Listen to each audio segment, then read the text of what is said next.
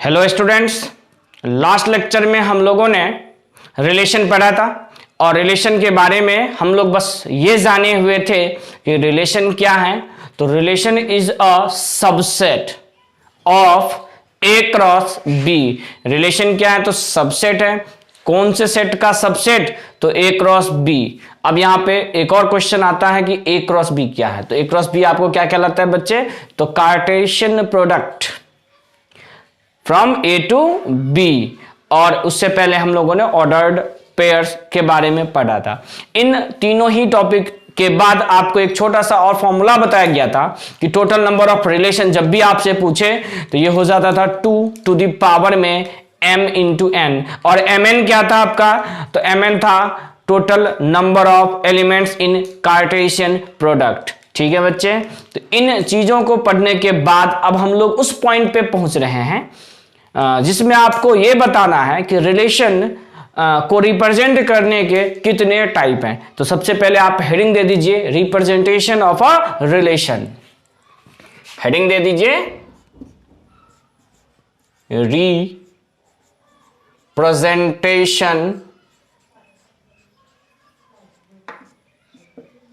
Of a relation, यानी कि relation को रिप्रेजेंट करने का कितना तरीका हो सकता है और किस किस तरीके से रिप्रेजेंट कर सकते हैं। तो सबसे पहला है बच्चे आपका रोस्टर फॉर्म। और रोस्टर फॉर्म नाम से आप वाकिफ होंगे। पहले आपको ये रिलेशन से पहले किस टॉपिक में? तो सेट थ्योरी में पढ़ाया जाता है। रोस्टर फॉर्म के स्टेटमेंट में लिख दीजिए कि इन this form of a relation is represented as the set of all ordered pairs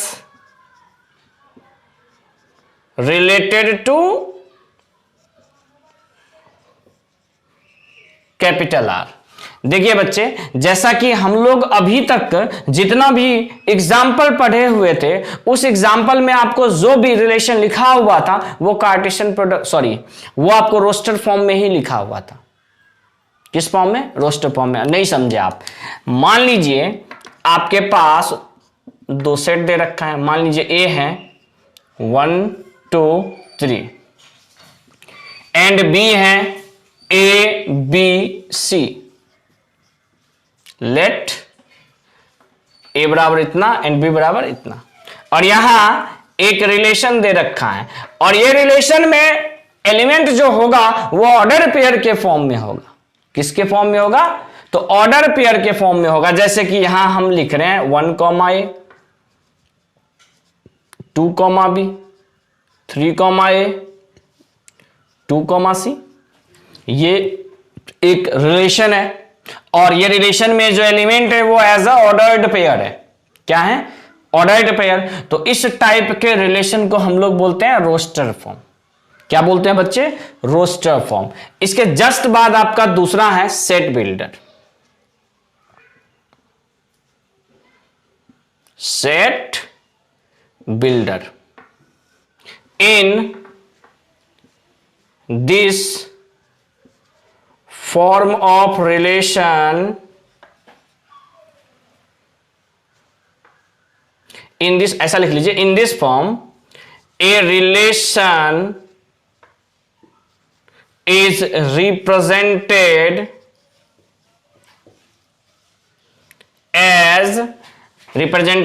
as capital R बराबर A, B ऑर्डर पेयर में such that A belongs to capital A and B belongs to capital B and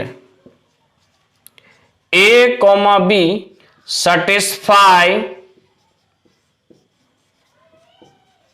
the rule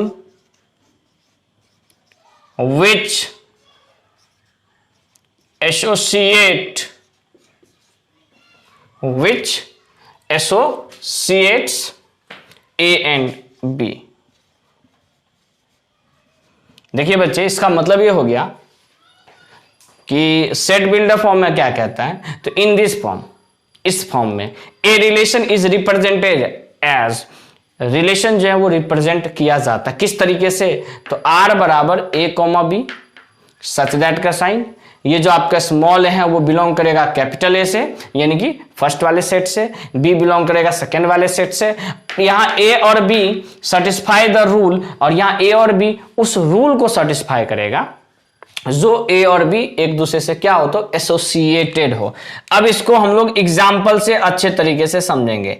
जैसे मान लीजिए दे रखा है if A बराबर 1 2 3 4 5 and, या फिर कॉमा दे के लिख लीजिए बी बराबर 1 1/2 1/3 1/4 1/5, ठीक। एंड यहां पे कैपिटल आर दे रखा है यानी रिलेशन दे रखा है 1 1 2 1/2 3 1/3 4 1/4 और लास्ट में यहां दे रखा है 5 1/5। ये जो आपका रिलेशन दे रखा है बच्चे, ये तो ऑर्डर पेयर के फॉर्म में दे रखा है। इसका मतलब ये कौन सा रिप्रेजेंटेशन यानी कि कौन सा फॉर्म हो गया, तो ये हो गया आपको रोस्टर फॉर्म। कौन सा फॉर्म हो गया ये, तो रोस्टर फॉर्म। अब इसी रोस्टर फॉर्म को हम आपको बोल दिए कि सेट बिल्डर फॉर्म में इसे किस तरीके से इंडिकेट करेंगे, तो सेट बिल्डर फॉर्म में यही जो आपका आर है वो इस तरीके से रिप्रेजेंट होगा कि रिलेशन बराबर A comma B such that, relation क्या है, तो ए कॉमा बी है, और सच दैट इस प्रकार से है कि बी, यहां आपको यह भी लिखना पड़ जाएगा ना कि ए बिलोंग कर रहा है कैपिटल ए से, बी बिलोंग कर रहा है कैपिटल बी से, एंड इस ए और बी में क्या रिलेशन आपको दिख रहा है, तो आप क्लियरली देखिए कि ए 1 बी 1, फर्स्ट से क्लियर नहीं हो रहा है, सेकंड से क्लियर हो रहा है। सेकंड में ए क्या है, तो 2 और बी क्या है, तो 1/2, ए है 2 बी क्या है 1/2। इसी प्रकार थर्ड वाले में ए है 3 और बी क्या है, तो 1/3। यानी ये देख के आपको कुछ आभास लगा, आभास हुआ कि क्या चीज यहां पे कंसेप्ट आने वाला है, तो हाँ बी जो है वो रेसिप्रोकल है किसका, तो ए का। रेसिप्रोकल को हिंदी में बोलते हैं व्युत्क्रम। तो यहां लिख देंगे एंड बी बराबर 1/3, सॉरी 1/3 नहीं 1/a। अब अगर बच्चे इस चीज को नहीं समझे तो इसी चीज को अब हम लोग फिर से, ये कौन से फॉर्म में आ गया, तो रोस्टर फॉर्म में, सॉरी सेट बिल्डर फॉर्म में। इसी चीज को हम किस फॉर्म में बदलते हैं, तो रोस्टर फॉर्म में। आप क्लियरली देखिए, हम लिखेंगे ए और बी को, क्या लिखेंगे, ए और बी को। अब जैसे ए क्या है, तो 1 है, पहला एलिमेंट तो 1 लिख दिए। बी क्या है, तो बी है 1/a। आप ही बताइए इस 1 का रेसिप्रोकल क्या होगा, तो 1 ही होगा। फिर 1 के बाद पहुंचे 2 पे, किस पे पहुंचे, 2 पे। बी क्या है, तो 2 का रेसिप्रोकल क्या हो जाएगा, तो 1/2। फिर ए हम लिए 3, तो बी का रेसिप्रोकल 1/3। ए लिए हम 4, बी का रेसिप्रोकल 1/4। ए लिए हम 5, बी का रेसिप्रोकल 1/5। नहीं समझे बात को? अगर आपका रोस्टर फॉर्म में दिया है तो सेट बिल्डर में लिख सकते हो, और अगर सेट बिल्डर में दिया रहेगा तो रोस्टर में लिख सकते हो। तो ये 2 टाइप हो गया। तीसरा है आपको एरो डायग्राम, जो कि यहां पे एडजस्ट नहीं होगा, तो पहले आप इसको नोट कीजिए, उसके बाद हम लोग तीसरे पॉइंट पे आएंगे। तो बच्चे आपका तीसरा जो पॉइंट हो जाएगा वो हो जाएगा arrow diagram. Arrow diagram,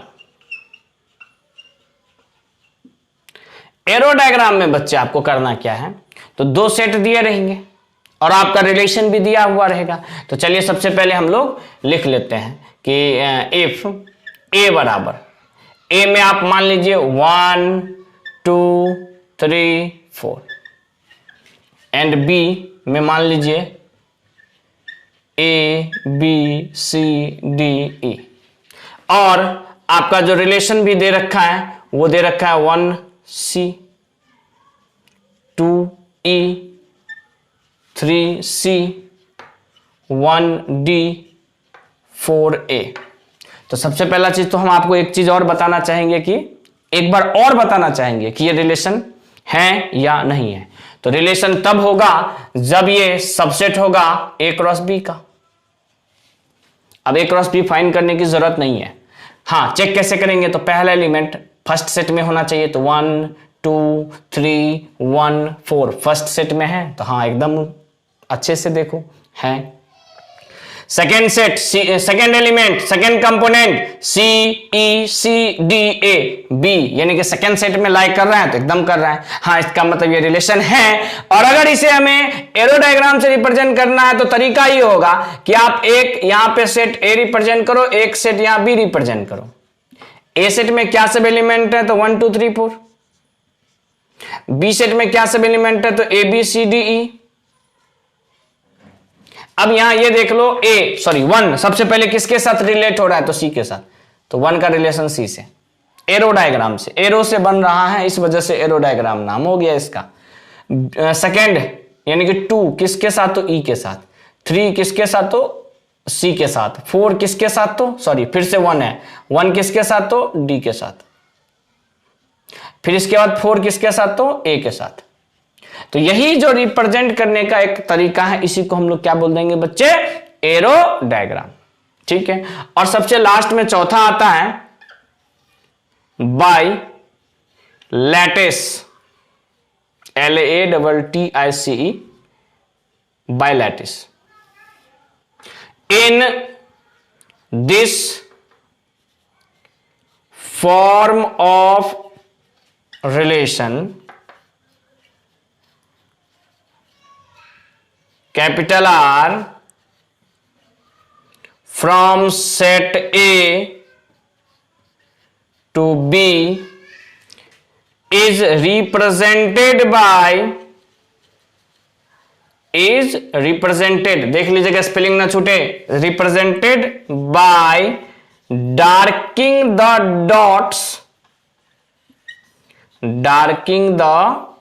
dots in the lattice, या फिर आप नंबर लाइन भी बोल सकते हैं। देखिए बच्चे, इसका क्या कंसेप्ट है कि जैसे मान लीजिए एक रिलेशन आपको दे रखा है। कैसा रिलेशन दे रखा है तो इस प्रकार से 1,1 2,4 3,9 -1,1 -2,4 -3,9, ये एक रिलेशन दे रखा है और बोला जा रहा है कि इसे आप लैटिस फॉर्म में एक्सप्रेस कीजिए। तो देखिए बच्चे, लैटिस फॉर्म क्या कहता है कि सबसे पहले आप एक नंबर लाइन प्लॉट कीजिए, नंबर लाइन ड्रॉ कीजिए। इस पे आप ये देख लीजिए कि x वाला पार्ट फर्स्ट कंपोनेंट को रिप्रेजेंट करेगा और y वाला एक्सिस आपको सेकेंड कंपोनेंट को रिप्रेजेंट करेगा। तो पहला है 1,1, यानी कि x का भी वैल्यू 1 बच्चे और y का भी वैल्यू 1, तो ये आपका हो गया 1,1। इस तरीके से हम इंडिकेट करते हुए चलेंगे। ठीक है। सेकेंड है आपका 2,4, यानी कि x हो गया आपका 2 और y हो गया आपका 4।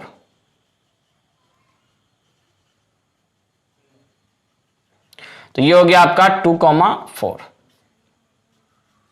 ठीक है। थर्ड आपका जो एलिमेंट है वो है 3,9, यानी कि x हो गया आपका 3 और y हो गया आपका 9। 3,9। तो इस तरीके से जो हम इंडिकेट कर रहे हैं इसी को हम लोग बोलते हैं लैटिस फॉर्म। अभी कंप्लीट नहीं हुआ है। इसके बाद है -1,1, तो -1,1। फिर इसके बाद है -2,4, तो -2,4। और इसके बाद है -3,9, -3,9, तो -3,9। और ये जो आपका फॉर्म हुआ रिप्रेजेंट करने का, डार्किंग द डॉट्स, तो इसी प्रकार से जो हम रिलेशन को रिप्रेजेंट करेंगे वही हमारा होता है लैटिस फॉर्म। और लास्ट में चारों पॉइंट को एक साथ क्लियर करते हैं। सबसे पहला कौन सा फॉर्म, रोस्टर फॉर्म, ये हो गया रोस्टर फॉर्म। ठीक। दूसरा सेट बिल्डर, कौन सा, सेट बिल्डर। मान लीजिए आपको बोल देता कि ये जो रोस्टर फॉर्म में दिया है इसको सेट बिल्डर फॉर्म में लिखो, तो हम लोग लिखते हैं R बराबर A, B, यानी कि स्मॉल ब्रैकेट ऑर्डर पेयर में, सच दैट A बिलोंग करेगा A से, B बिलोंग करेगा B से। फिर बोलोगे सर ए भी तो है नहीं। अरे बच्चे आप कर लोगे ना, ए और बी एज्यूम, पहला एलिमेंट जो भी होगा ए में आएगा, सेकंड एलिमेंट किस में आएगा, तो बी में आएगा। एंड ए और बी में रिलेशन बताइए क्या है, तो बी जो है आपका हमेशा ए का स्क्वायर है। तो ये हो गया आपका कौन सा फॉर्म, तो ये हो गया आपका सेट बिल्डर फॉर्म। कौन सा, set builder form. Arrow diagram हमें पूरा विश्वास है आप बना लोगे, सामने भी रखा हुआ है, और लैटिस तो आपको बना ही दिए। तो इन 4 तरीके से हम लोग किसी भी एक सेट को रिप्रेजेंट करेंगे। तो आप इन दोनों पॉइंट को भी अच्छे से नोट कीजिए, इसके बाद हम लोग आगे बढ़ते हैं। तो बच्चे नेक्स्ट आपका जो हेडिंग होगा वो होगा domain and range of a relation. तो हेडिंग दे दीजिए domain and range of a relation, यानी कि आपको यहां पे डोमेन और रेंज चाहिए किसका, तो रिलेशन का। तो पहले तो आप कंफर्म ये समझ लो क्या होता है। तो जैसे कि आप रोस्टर फॉर्म में कोई भी एक रिलेशन लिखते हो तो वो जो आपको फर्स्ट कंपोनेंट दिखता है वो डोमेन, जो सेकंड कंपोनेंट दिखता है वो रेंज। कंसेप्ट क्लियर, खत्म हो गया। हाँ, अब इसी चीज को हम स्टेटमेंट में लिखेंगे। Let R be a relation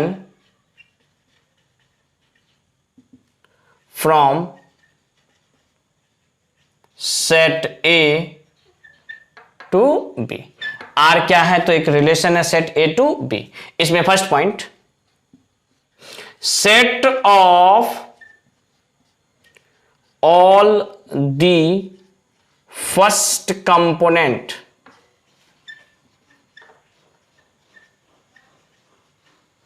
set of all the first component in the order pair, the set of all the first component in the order pair in capital R is called domain of relation capital R and it is represented by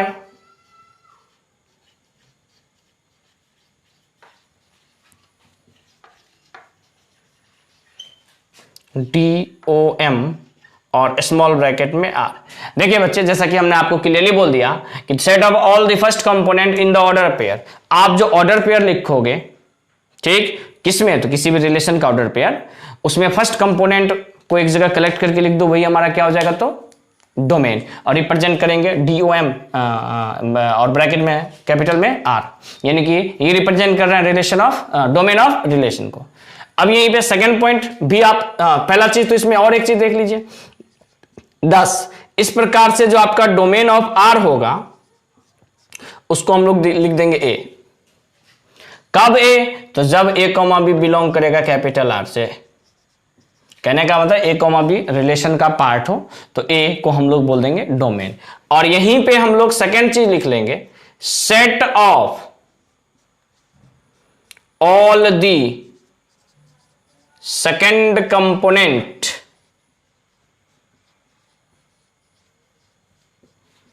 of the order pair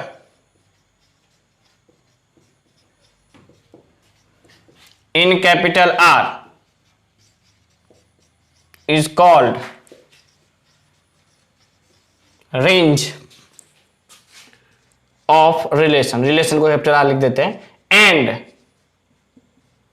it is denoted लिखिए या represented लिखिए, represented by, या तो R लिख के ऐसा कीजिए ना, इसमें आप पूरा रेंज लिख लीजिए, range capital R।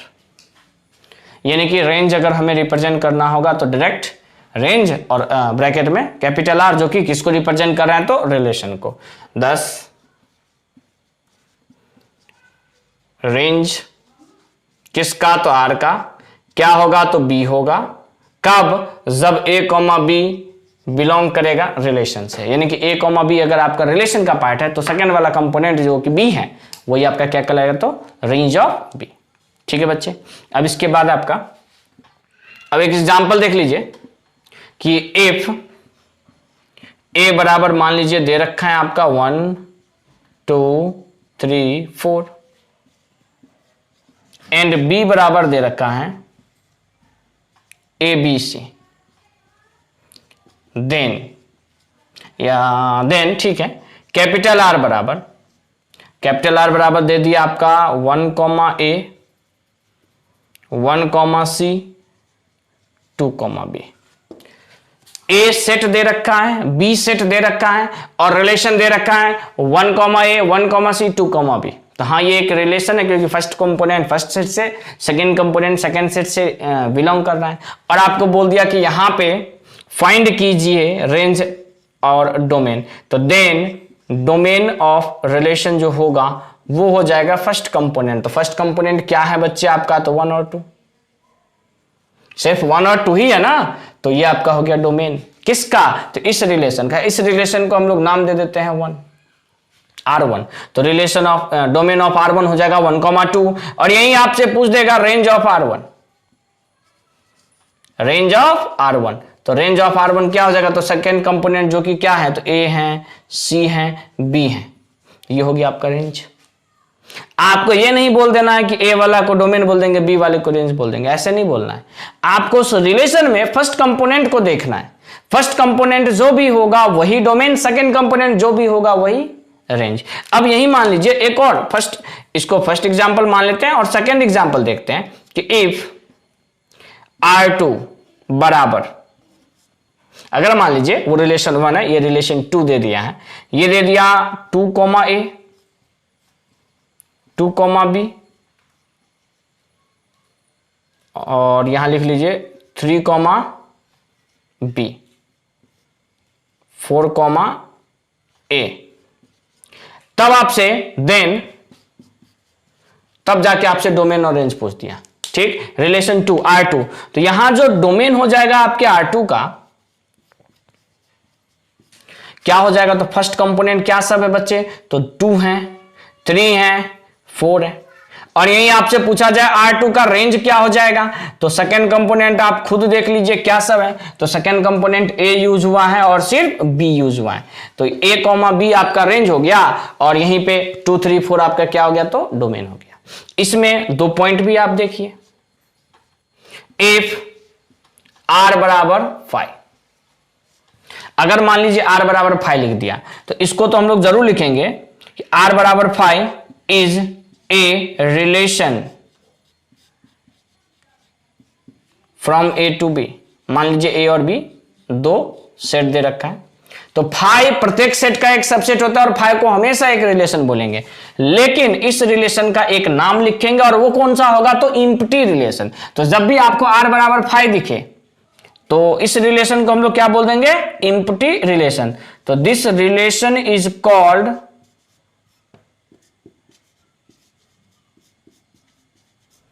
Empty relation और इस रिलेशन को हम लोग इम्प्टी रिलेशन कहते हैं। इसी के बाद बच्चे सेकंड पॉइंट आपको ये बताना है, ये लिखना है कि अगर मान लीजिए R बराबर A क्रॉस B ही दे दिया, यानी कि जितने भी एलिमेंट है A क्रॉस B में टोटल का टोटल, तो R बराबर A क्रॉस B इज और रिलेशन, ये भी एक रिलेशन है from A to B, A से B में। और इस टाइप के रिलेशन को हम लोग बोलते हैं universe relation. This relation is called universe या यूनिवर्सल रिलेशन। और इस टाइप के रिलेशन को हम लोग क्या बोल देते हैं बच्चे तो यूनिवर्सल रिलेशन। तो ये था आपका डोमेन, रेंज और उससे रिलेटेड कुछ एग्जांपल्स। डोमेन क्लियर है फर्स्ट कंपोनेंट को, रेंज क्लियर है सेकंड कंपोनेंट को। आप इन सारे पॉइंट को नोट कीजिए। इसके बाद हम लोग आगे बढ़ते हैं।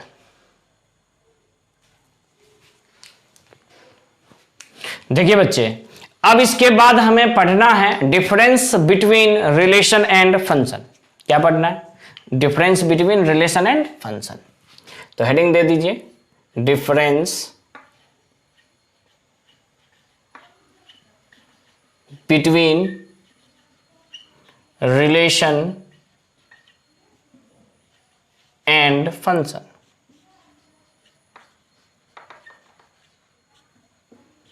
अब रिलेशन और फंक्शन के बीच में डिफरेंस। तो बहुत बच्चे तो ये सोच रहे होंगे सर रिलेशन तो थोड़ा बहुत जान भी रहे हैं, फंक्शन कहाँ जान रहे हैं। तो थोड़ा ही बहुत अभी जानना है बच्चे आपको।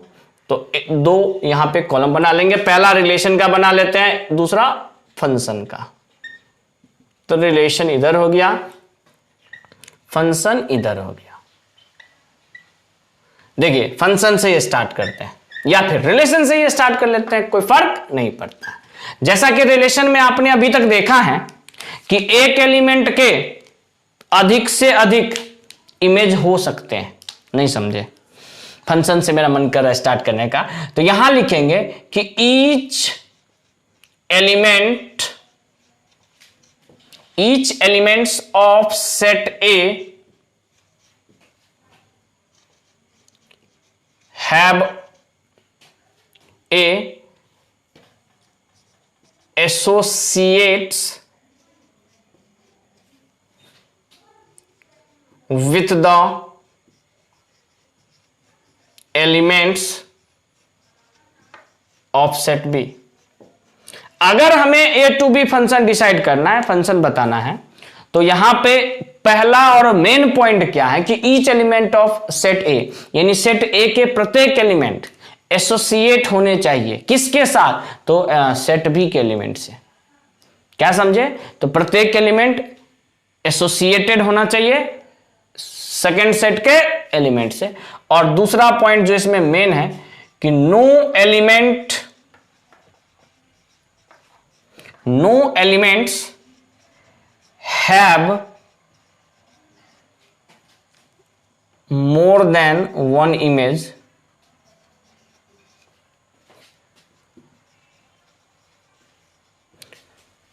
और किसी भी एलिमेंट का एक से अधिक इमेज नहीं होना चाहिए। अब बहुत बच्चे सोच रहे हैं सर इमेज फिर कुछ नया आ गया, तो थोड़ा बहुत आप लोग वेट भी किया कीजिए। प्रत्येक टॉपिक और प्रत्येक कंसेप्ट को क्लियर करते हुए हम आगे बढ़ेंगे।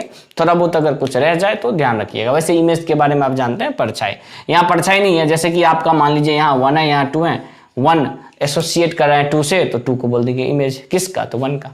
जिसके बारे में कब पढ़ेंगे, तो आगे पढ़ेंगे किस में, तो फंक्शन में। अब यहाँ आते हैं फर्स्ट पॉइंट पे। यहाँ क्या था, तो each element of set A associates with the element of set B, जो कि यहाँ पे जरूरी नहीं है, जरूरी नहीं है। तो यहां लिखेंगे there may be some elements of A which are not associates with the elements of B। यानी कि यहां पे जरूरी नहीं है कि प्रत्येक एलिमेंट बी से, मतलब कि ए का प्रत्येक एलिमेंट बी से एसोसिएट करे ही, नहीं भी करे तो भी चलेगा। और दूसरा पॉइंट कि एनी एलिमेंट या एन एलिमेंट, कुछ भी लिख सकते हो या लिखो, an element have more image, या फिर ये बोल सकते हैं ना more than one image are possible.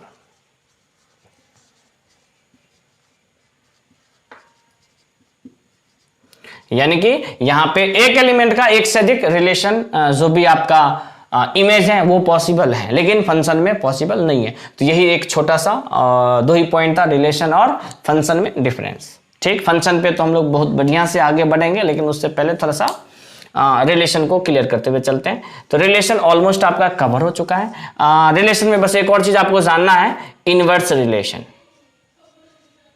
Inverse relation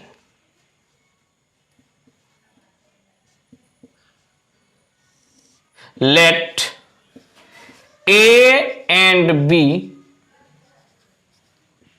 are to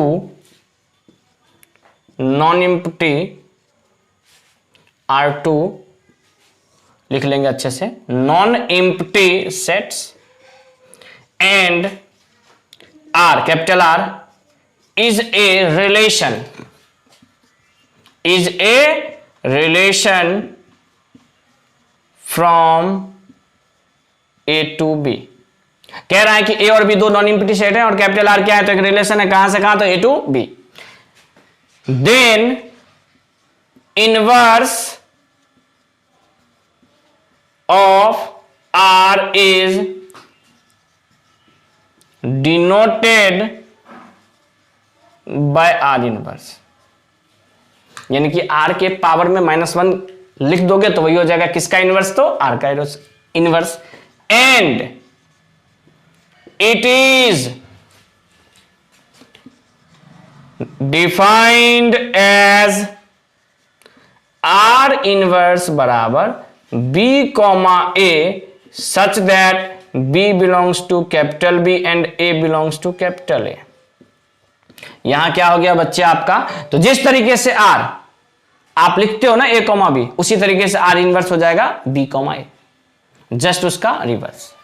ठीक है, अब इस पे हम लोग एग्जांपल देख लेते हैं कि एग्जांपल में देख लीजिए कि इफ ए बराबर A B C D, B बराबर 1 2 3 4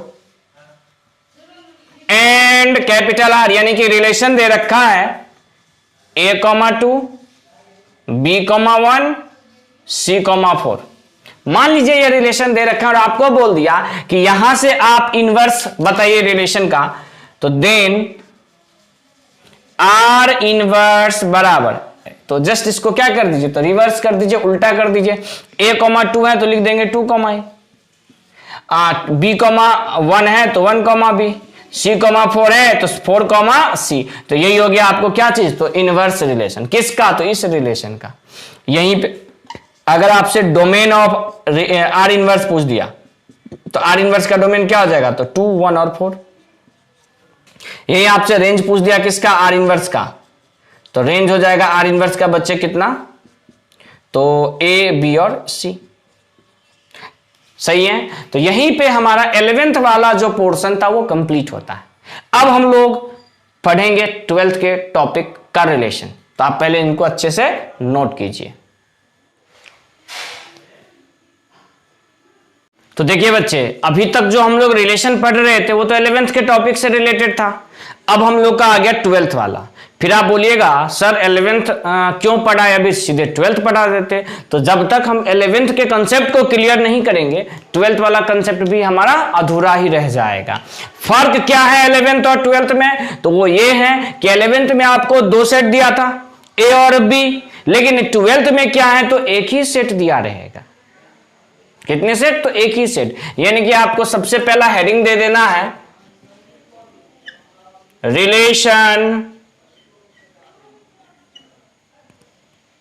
on A set A.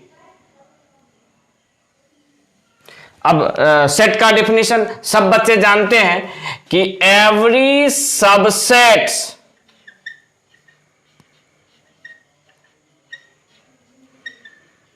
of A cross A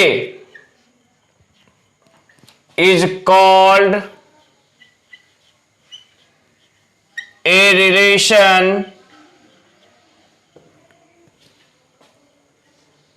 from A या on A। हम लोग यहां डायरेक्ट लिख देते हैं रिलेशन ऑन A। देखिए बच्चे, इसका मतलब ये हो गया कि अगर कोई सेट ए दे रखा है तो ए क्रॉस ए के जितने भी पॉसिबल सबसेट होंगे, जितने भी पॉसिबल सबसेट होंगे, उन सबसेट को हम लोग क्या बोलेंगे, तो रिलेशन बोलेंगे। अब जैसे कि यहां हम लोग एग्जाम्पल से स्टार्ट करेंगे। एग्जाम्पल में इफ ए बराबर एक दे रखा है आपको एलिमेंट 1 2 3, ठीक है। यहां पे सबसे पहला क्वेश्चन हम आपसे पूछे कि number of element in A cross A. A cross ए में टोटल कितने नंबर ऑफ एलिमेंट आएंगे, इस चीज को रिप्रेजेंट करने का तरीका यह होगा।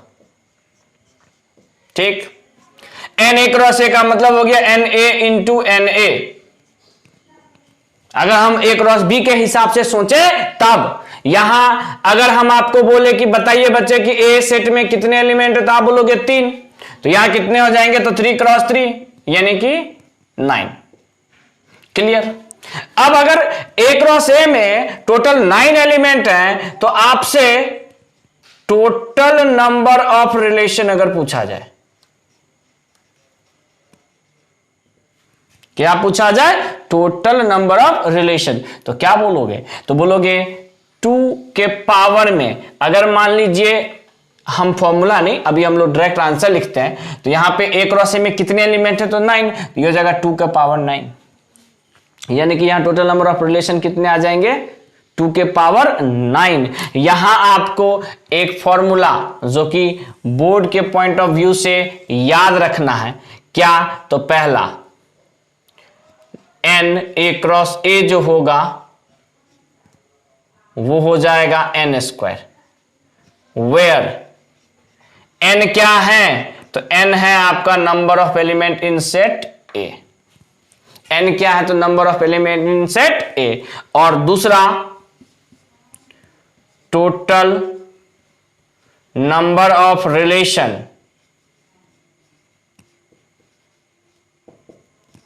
ऑन सेट ए क्या हो जाएगा, तो 2 के पावर में n स्क्वायर। ये आप याद रखिएगा। ठीक, अब हम लोग आते हैं अपने क्वेश्चन पे। यहां ए दे रखा है, तो ए क्रॉस ए में टोटल कितने एलिमेंट आ जाएंगे, तो 9। कौन कौन से, तो चलिए पहले हम वो भी लिख लेते हैं। तो ए क्रॉस ए में यहां आ जाएगा 1, 1, 2, 1, 3, यानी कि 1 पहले इस तीनों के साथ रिलेशन बना दिया। अब यहीं पे 2, तो 2, 1, 2, 2, 2, 3, अब आ जाएंगे 3 पे, 3, 1, 3, 2, 3, 3। तो टोटल आपको यहां जो एलिमेंट आएगा ए क्रॉस ए में वो कितना हो गया बच्चे, तो 9। कितना हो गया, 9। अब यहां पे हम आपसे पूछे कि क्या ये R1 रिलेशन है, तो मान लीजिए R1 दिया हुआ है 1, 2, 2, 2, 3, 3, 1। तो चलिए आपसे अगर हम पूछे क्या ये रिलेशन है या नहीं है सेट ए पे, तो आप अच्छे तरीके से देखिए कि क्या फर्स्ट कंपोनेंट 1, 2, 2, 3 ए से बिलोंग कर रहा है, तो एकदम कर रहा है। और सेकेंड कंपोनेंट 2, 2, 3 और 1 यानी कि 2, 3, 1 क्या ए सेट में है, तो हाँ है। यानी कि पहला कंपोनेंट भी सेट ए में होना चाहिए और दूसरा कंपोनेंट भी सेट ए में ही होना चाहिए। तो हाँ, ये दोनों ही बिलोंग कर रहा है, इस वजह से ये एक रिलेशन है। तो यह लिख देंगे is a relation, is a relation on set ए, यानी कि हाँ ये एक रिलेशन है किस सेट पे, तो ए सेट पे। अब इसके बाद हम लोग आते हैं दूसरे एग्जाम्पल पे। जैसे मान लीजिए यहां दे दिया 1, 1, 2, 2, 2, 4, 3, 1, 3, 2 और आपसे पूछ दिया कि क्या ये एक रिलेशन है। तो एक चीज देखिए बच्चे, पहला चीज तो रिलेशन के लिए यह भी जरूरी है कि ये आपका सबसेट होना चाहिए ए क्रॉस ए का। अगर हमारे पास ए क्रॉस ए यहां अवेलेबल है तो हम मिला सकते हैं, और वहां हम क्या देखेंगे तो 2, 4 आपका एक भी एलिमेंट ए क्रॉस ए में नहीं है। इसका मतलब ये तो क्लियर हो गया कि ये एक रिलेशन नहीं है। लेकिन जब हमें ए क्रॉस ए नहीं पता हो तब फिर से वही तरीका होगा कि फर्स्ट कंपोनेंट 1, 2, 2, 3, 3 यानी कि 1, 2, 3 ए सेट में है तो है, और सेकेंड एलिमेंट क्या है तो 1, 2, 4, 1, 2। कहने का मतलब 1, 2, 4 क्या सेट ए में है तो नहीं है। यानी कि आपको यहां पे ये देखना है कि फर्स्ट कंपोनेंट और सेकेंड कंपोनेंट सेट ए से रिलेटेड है या नहीं है, यानी कि सेट ए में है या नहीं। अगर सेट ए में है तब तो ऑफ कोर्स रिलेशन होगा, और अगर नहीं है तो रिलेशन नहीं होगा, तो लिखेंगे is not a relation.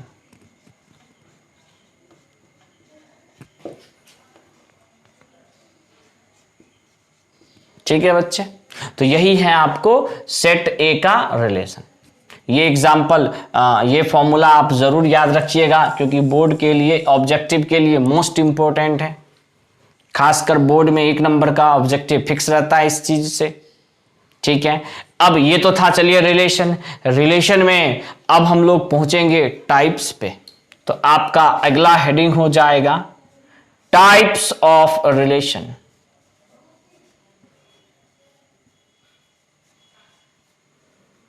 Types of relation, और टाइप्स ऑफ रिलेशन में बच्चे सबसे पहला हम लोग पढ़ेंगे identity relation. Identity relation,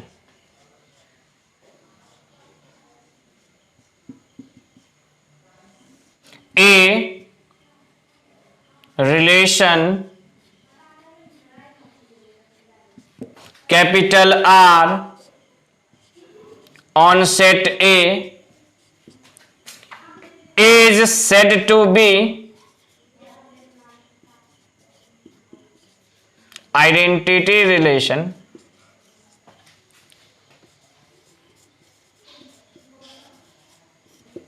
if every element is related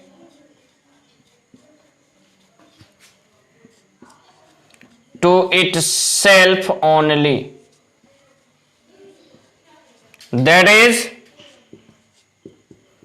capital R बराबर A comma A such that A belongs to A. यहां बोला जा रहा है कि एक ऐसा रिलेशन को हम लोग आइडेंटिटी रिलेशन बोलेंगे जिस रिलेशन में एवरी एलिमेंट, प्रत्येक एलिमेंट रिलेटेड हो, किससे, तो खुद से, रिलेटेड इटसेल्फ ओनली, यानी कि सिर्फ और सिर्फ खुद से ही रिलेटेड हो। जैसे कि एग्जांपल में हम लोग देखते हैं कि इफ ए बराबर 1 2 3, यानी कि 1 2 और 3 सेट दे रखा है, देन, और यहां पे अगर रिलेशन R1 दे रखा है, क्या दे रखा है बच्चे, तो इस तरीके से 1 1 2 2 3 3, 1 1 2 2 3 3, और आपसे पूछा जाए क्या ये आइडेंटिटी रिलेशन है, तो हां बच्चे ये आइडेंटिटी रिलेशन है। क्यों है, क्योंकि प्रत्येक एलिमेंट खुद से रिलेटेड है। 1 किसके साथ, तो 1 के साथ, 2 किसके साथ, तो 2 के साथ, 3 किसके साथ, तो 3 के साथ। तो यस, ये एक आइडेंटिटी रिलेशन है। अब अगर बच्चे यहीं पे आपको दूसरा एग्जांपल दे दिया जाता, 1 1 2 2 3 3 और 1 2, और आपसे पूछा जाता क्या ये आइडेंटिटी रिलेशन है, तो आप बोलते नहीं सर ये आइडेंटिटी रिलेशन नहीं है। फिर आप पूछते सर क्यों, क्योंकि यहां पे 1 तो 1 से रिलेटेड है, 2 तो 2 से रिलेटेड है, 3 तो 3 से रिलेटेड है, लेकिन 1 2 से रिलेटेड नहीं है। बोला गया कि प्रत्येक एलिमेंट रिलेटेड हो किससे, तो खुद से। किससे, खुद से, तो 1 2 से रिलेटेड है, खुद से तो रिलेटेड नहीं है ना, तो इस वजह से ये आपका आइडेंटिटी रिलेशन नहीं होगा। ठीक है, अब इसके बाद इसी में तीसरा एग्जाम्पल यहां हम लोग लिखते हैं कि अगर लिखा जाए 1 1 2 2, क्या ये एक आइडेंटिटी रिलेशन है सेट ए पे, तो ये भी एक आइडेंटिटी रिलेशन नहीं है। फिर बच्चा बोलेगा सर इसमें तो आप गलत बोल दिए, क्योंकि दोनों तो खुद से रिलेटेड है, 1 1 से तो रिलेटेड है ही, 2 2 से रिलेटेड है, तो ये तो होना चाहिए आइडेंटिटी रिलेशन। तो नहीं, आप डिफिनीशन को दोबारा पढ़ोगे। क्या पढ़ोगे, तो वो देखो क्या लिखा हमने कि every element is related to itself only. Every का मतलब जानते हो, तो हाँ क्या, तो प्रत्येक एलिमेंट रिलेटेड होना चाहिए खुद से। और ए सेट में कितने एलिमेंट है, तो 3 एलिमेंट है, तो तीनों खुद से रिलेटेड होना चाहिए ना, तीनों खुद से रिलेटेड होना चाहिए। तो यहां तीनों का, यहां तो 2 ही है खुद से रिलेटेड। क्लियर, हाँ क्लियर। तो मेरे हिसाब से आपका आइडेंटिटी रिलेशन क्लियर हो गया। आइडेंटिटी रिलेशन के बाद हमें 3 और रिलेशन पढ़ने हैं। कौन कौन सा, तो रिफ्लेक्सिव, सिमेट्रिक और ट्रांजिटिव। और जब कोई रिलेशन रिफ्लेक्सिव भी हो, सिमेट्रिक भी हो और ट्रांजिटिव भी हो तो उसको इक्विवेलेंट रिलेशन कहते हैं। और इन सारे चीजों के बारे में हम लोग नेक्स्ट लेक्चर में पढ़ेंगे। आज के लेक्चर में हम लोग सिर्फ आइडेंटिटी रिलेशन तक ही रखेंगे, ठीक है। और इससे रिलेटेड प्रॉब्लम, यानी कि आज के लेक्चर पढ़ने के बाद आपके पास अगर 11th का बुक अवेलेबल है तो आप 11th के बुक के टोटल प्रॉब्लम को सोल्व कीजिए, और जो भी प्रॉब्लम आता है आप हमारे व्हाट्सएप नंबर पे मैसेज कीजिए, आपको सॉल्यूशन मिलेगा, ठीक है बच्चे। आज के लिए बस इतना ही। Thank you.